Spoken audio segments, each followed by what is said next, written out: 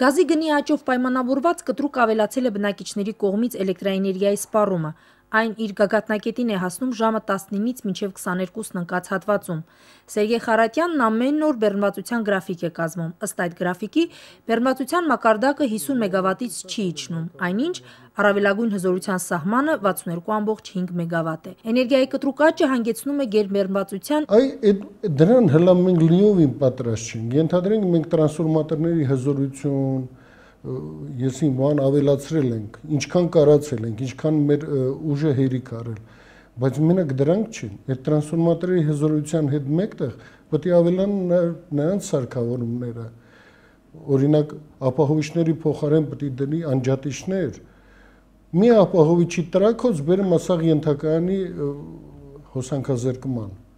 հա, բայց եթե նայելի դրած վակուումային անջատիչ կամ յուղային անջատիչ, ինքը մենակ այդ թաղամասը կանջատի, կամ մի ֆիդեր կանջատի, մեր լեզվով ասած, այսինքն մի պադյեստ կանջատի, ոչ թե ամբողջ թաղամասը։ Էլեկտրաէներգիայի երեկվա խափանման պատճառը Ստեփանակերտի համար 46 ենթակայանի հերթական ապահովիչի շարքից դուրս գալն էր։ Իդեպ, հոսանքազրկումները հիմնականում լինում են մայրաքաղաքի խիտ բնակեցված մասերում։ Հոսանքի տատանումներում միշտ չէ, որ Արցախէներգոն մեղքի բաժին ունի, ասում է Սերգեյ Խարատյանը։ Հայաստանի Հանրապետությունից եւ հեկերից ներմուծվող էներգիան երբեմն տատանումներով է մատակարարվում, իսկ տատանումները պիտի մարվեն հենց հեկերում։ Թանկ արժողությամբ ավտոմատացված համակարգ ձեռք բերելու ուղղությամբ մտահոգ են մատակարար ընկերությունները, ասում է նա։ Իհարկե, անխուսափելի է նաև այն դեպքերը, երբ խոտանի համար ընկերությունն է պատասխանատվություն կրում։ 5 հարգանի շենքի մուտքի, ինչ որ մի բան այնտեղ ինչ որ մեկը կտրել է, կամ մեր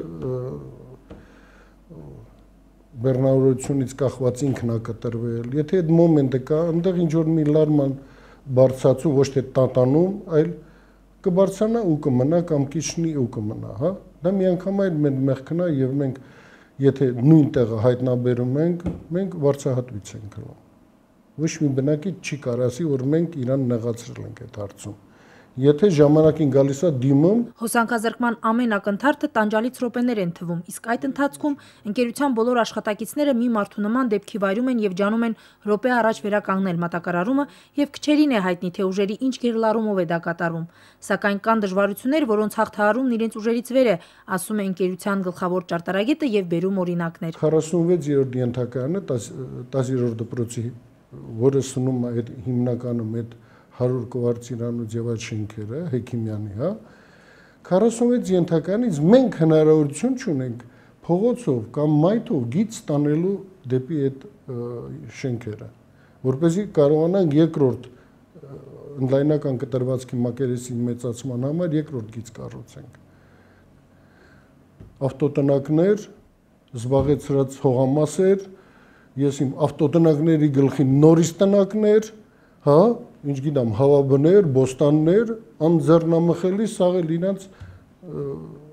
թղթերը ունեն, որ դա իրանցնա, մենք մտնելու իրավունք չունենք։ Բնակիչների կամայականությունների հետ կապված հոսանքի գծի տակ կառուցվում է շինություն եւ դրա հետ կապված օդային գծերը տեղափոխելու հարց է առաջանում։ Կամ կառուցողները չեն հետևում Արցախէներգոյի մասնագետի կողմից ներկայացվող տեխնիկական պահանջներին։ Սերգեյ Խարատյանի կարծիքով թերությունների պատճառն այն է, որ քաղաքը չունի էլեկտրաֆիկացման գլխավոր պլան։ Մենք ոչ մի մայթ չունենք, որ էլեկտրացանցը կարի օգտվի։ Օրինակ մալուխային գիծ քաշենք, օդային գծից հրաժարվենք, աստիճանաբար, եւ արդեն ահագին քաղաքում ունենք այդ բաները։ Երբ որ ուզում ենք անցնենք, արդեն հնարավորությունը չունենք, որտեղ կապի գիծ այնտեղ։ Մոտավորապես 100 հենասյուն ենք տնկել, հա, որպեսզի մտնենք քաղաք 3 ուղղությամբ, 100 հենասյունից 40-ը 2 անգամ ենք տնկել։ Բոլորին խանգարում, աստեղ մեկ տնկին, այնտեղ մեկ տնկին։ Ընդ որում, մեր հենասյունների ուղեգիծերը լրիվ համաձայնեցված է եղել քաղաքապետարանի հետ։ Արցախէներգո ընկերության գլխավոր տնօրենի տեղակալն ասում է, որ լավ գիտեն իրենց թերությունները, նաև շատ լավ գիտեն դրանք շտկելու ուղիները, սակայն միշտ չէ, որ ի վիճակի են սեփական ուժերով դրանք կյանքի կոչել։ Սերգեյ Խարատյանը հպարտությամբ խոսում է 110-35-10 կՎ տրանսֆորմատորային ենթակայանի մասին։ Շուրջ 3 տարի առաջ սկսված շինարարությունն ավարտական փուլում է։ Նախագծային աշխատանքներից սկսած ենթակայանը կառուցվում է ցանցի ուժերով եւ հիմա էլ իրականացվում են կարգավորման աշխատանքները։ Հայկավանի ենթակայան եմ կառուցում, որպեսզի կարողանանք Ստեփանակերտ քաղաքի գոնից բեռը հավասարաչափ տեղաբաշխենք։ 25 մեգավատ լրացուցիչ հզորություն ավելանում է քաղաքում։ Հանրապետության էներգետիկ համակարգի հուսալիությանն ու անվտանգությանն ուղղված ընկերության գլխավոր ճարտարագետի ներկայացրած ԼՂ էլեկտրաէներգետիկական համակարգի 2014-ից 2020 թվականների զարգացման ծրագիրը, որի իրագործման համար կպահանջվի 50 միլիարդ դրամ։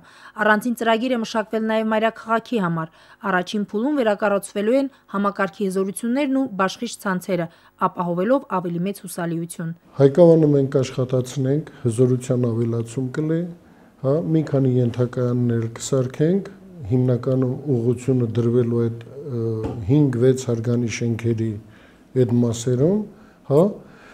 մի քիչ սարքավորումներ, 10 կիլովոլտի սարքավորումներ, հին ենթակայանները մեր կտեղավորենք եւ հույսով եմ, որ ավելի լավ ալելու, քան այս տարի։ Գոհար Ռուստամյան, Միրուժան Մարտիրոսյան, օր։